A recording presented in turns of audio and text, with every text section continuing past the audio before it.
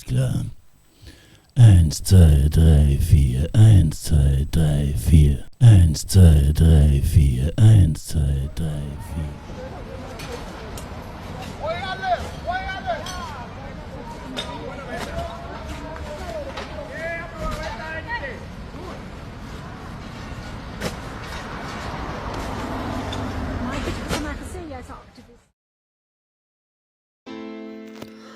Good day, ladies and gents. Just wanted to share with you a incident which happened in one of the municipalities here in South Africa. Well, before I show you the video, I've been going into how Bantus, when they protest against service delivery or against anything, it's always used as a disguise for looting and for burning things down and for vandalizing and for crimes, criminal activities. That's how 90% of them end up in. And they don't do this. And what they don't do is that they don't target the people. They don't vandalize the property or the properties, of the people responsible. No, they just vandalize everybody's property, and especially malls and shops, which are busy providing employment and livelihood to the members of the same communities. And then the next day, they claim there's no jobs, there's no jobs. We are going hungry. We are not being hired. While they busy destroyed a shop which employed nearly 100 local members. Now 100 local members are without jobs. Their kids are without food, and their kids are without any sustainable way of living. And now everybody is jobless. And what were you protesting for?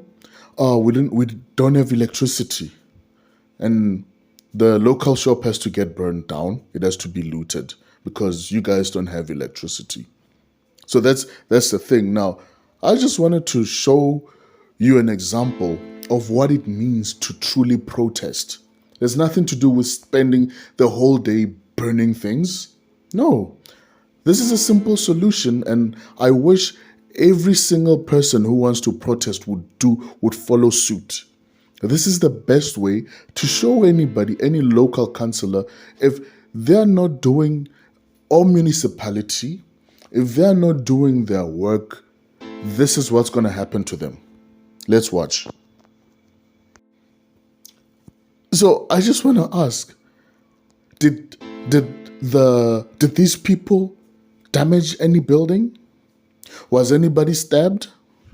Robbed? Was there even buildings burning? Was any shop looted? But the most important thing, did the message go through? It's supposed to. Imagine you're the mayor of the town and you haven't removed waste and people are paying for those same services, but you haven't been removing them for months on end. What do you expect them to do? Pile them onto the municipality. That's where they want us to pile them. This, my dear friends, is what I was talking about. Proper way of protesting. Protest at the person responsible. It doesn't matter if my municipality is not removing my waste. I take it to them, put it to them. Put it even at the councillor's house or at the mayor's house. Let him see what it feels like to have waste sitting at his gate, blocking his parking for the whole flippin' day. Then they will start taking you seriously. Because there is no there's no taking responsibility of service delivery per se. But that's not the point here. The point here was mainly about protesting. That when you protest in the correct manner, there's no need to damage buildings. There's no need to loot. There's no need to ruin your own town, your own properties in order to get the message through. I mean, you're protesting against water, not having water for 2 weeks, and then you burn the buses that are busy transporting your children to school. Then the next day you're protesting about the buses not being available to take your children to school. So this is a proper way of protesting. Nothing was ruined, nothing was done. The garbage, unfortunately, was taken and put on to the municipality. When I mean unfortunately, I mean that's what you have to resort to when there's no service. So yeah, that's what I advocate for. That's what I advocate for. And the moment we start learning this and we start practicing it properly, then you'll see things start to change. You'll see people starting to take more responsibilities.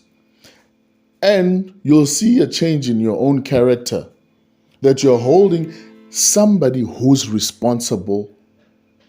You're taking and making them take the consequences of their work, of what they're supposed to do. Instead of blaming, that's what it means to take responsibility. Something that the Bantu male needs to learn.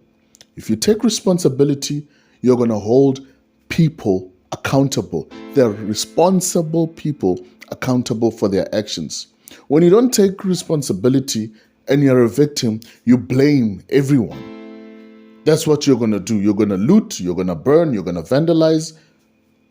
And then your reason, we don't have electricity and we're poor. That's an excuse. That's a victim mentality. But then the moment you start saying, look, I take responsibility for my life, I take responsibility for what I do, and then you start saying, this person should be taking responsibility. I'm paying for this service. This person needs to remove it. Take it to them. See how they will feel about it. That's the only way that's one of the only ways that's gonna change. And that's how everything you thought Bantus you knew about race, can take identity, and responsibility. history was incomplete.